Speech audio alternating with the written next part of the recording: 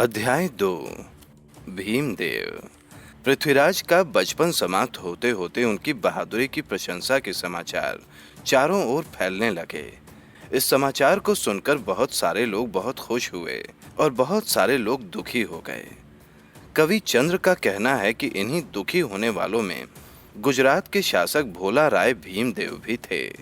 भीमदेव के एक भाई सारंग देव थे, जिनके 8 पुत्र थे।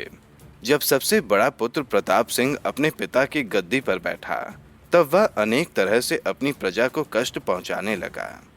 इससे भीमदेव उससे कुछ नाराज हो गए, जिसका परिणाम यह हुआ कि प्रताप सिंह अपने 7 भाइयों को अपने पक्ष में करके खुलेआम भीमदेव का विरोधी बनकर राज्य में लूट मार करने लगा। अंत में लाचार हो भीमदेव ने उनको दबाने के लिए अपनी सेना से काम लेना ठीक समझा। अब दोनों ही पक्ष एक दूसरे को हानि पहुंचाने की कोशिश करने लगे। एक बार जब भीमदेव की सेना एक नदी के किनारे पड़ाव डाले हुए थी, उस समय भीमदेव का महावत उनके हाथी को नदी में स्नान कराने ले गया। उसी समय सारंग देव के पुत्रों ने हाथी तथा महावत दोनों को मार दिया, जिसके कारण अब तक भीमदेव ने उनसे जो व्यवहार किया था, प्रताप सिंह आदि के लिए अब उससे भी भयानक व्यवहार सहन करने का अवसर आ गया था। इसीलिए उस राज्य में रहना अनुचित और अपमानजनक समझकर 7 भाई पृथ्वीराज के दरबार में अजमेर चले गए। शरण आए हुए की रक्षा से क्षत्रिय कभी मुंह नहीं मोड़ते। पृथ्वीराज ने खुशी से उन्हें अपने दरबार में रख लिया। रख तो लिया, परंतु उनका निर्वाह न हो सका। एक दिन दरबार के बीच में केवल मूंछों पर ताव देने के कारण कर्ण ने उन सबको मार डाला। कर्ण के इस व्यवहार से पृथ्वीराज हालांकि बहुत नाराज हुए, परंतु उनके समान वीर, प्रतिभाशाली तथा साहसी सरदार को वे त्याग नहीं सके। इसी झमेले के कारण पृथ्वीराज ने उन्हें 7 दिन दरबार में आने से मना कर दिया, परंतु 8वें दिन पृथ्वीराज ने उन्हें बुलाकर सोने की एक जड़ाऊ पट्टी उनकी आंखों पर बंधवा दी, जिससे कि वे किसी को मूंछ पर ताव देते देखकर उससे लड़ न पाएं। यह पट्टी सोने और युद्ध के समय खुलती थी। जब प्रताप सिंह आदि और उसके 7 भाइयों के मारे जाने का समाचार भीमदेव के पास पहुंचा, तब भीमदेव के दिल में सुलगती हुई ईर्ष्या की आग और भी अधिक धधक उठी और उन्हें पृथ्वीराज को नीचा दिखाने का एक अवसर मिल गया। इसीलिए भीमदेव ने सोचा कि अजमेर पर आक्रमण करके अपने देश भाइयों के खून की धार से अपने दिल की सुलगती हुई आग को ठंडा करें। परंतु बारिश का मौसम शुरू हो जाने के कारण उस समय वह अजमेर पर आक्रमण नहीं कर सके। उस समय तो यह आक्रमण रुक गया, परंतु उसकी आग धीरे धीरे सुलगती रही और भीमदेव पृथ्वीराज से बदला लेने की ताक में लगे ही रहे।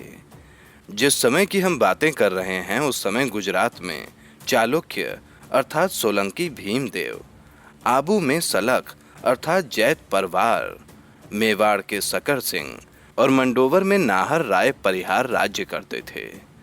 उस समय हालांकि आपस की अनबन दिनों दिन बढ़ती ही जा रही थी, परंतु अभी अंतिम स्थिति नहीं आई थी। इसी जगह से भारत अधपतन अर्थात दुर्दशा की सीढ़ी पर और भी आगे बढ़ता गया।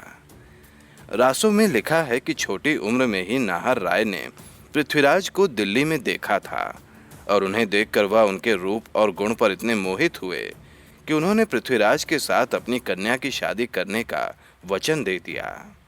उसी समय यह तय हुआ कि 16 वर्ष की उम्र हो जाने पर पृथ्वीराज का विवाह किया जाएगा। परंतु पृथ्वीराज जब 16 वर्ष के हो गए और जब इनके विवाह का समय आया, तब नाहर राय के विचार बदल गए और उन्होंने पृथ्वीराज से अपनी कन्या का विवाह करना ठीक नहीं समझा। जो दूत समय तय करने के लिए भेजा गया था, उसने लौटकर यह समाचार पृथ्वीराज के पिता विवाह निश्चित सोमेश्वर जी को दिया। सोमेश्वर जी तथा अजमेर के अन्य सामंतों ने इसे अपना अपमान समझकर पृथ्वीराज को मंडोवर पर आक्रमण करने की आज्ञा दी। पृथ्वीराज अपनी सेना लेकर मंडोवर पर चढ़ गए, जिसके उपरांत नाहरगढ़ ने पहले तो इनसे युद्ध किया।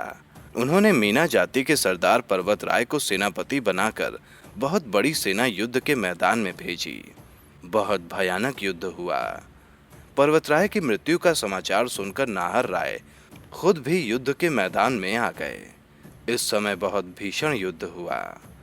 पृथ्वीराज ने अपने हाथों से नाहर राय के घोड़े को मारकर उन्हें जमीन पर गिरा दिया।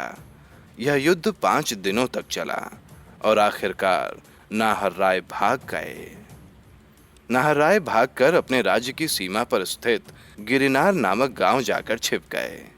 अब उन्हें अपनी गलती पता चल गई और अपने वचन पर दृढ़ न रहने के प्रायश्चित में उन्होंने इतने मनुष्यों का खून बहाकर अंत में गिरनार में अपने सामंतों से सलाह करके अपनी कन्या जंभावती की शादी पृथ्वीराज से कर दी। पृथ्वीराज जंभावती को साथ लेकर अजमेर आ गए।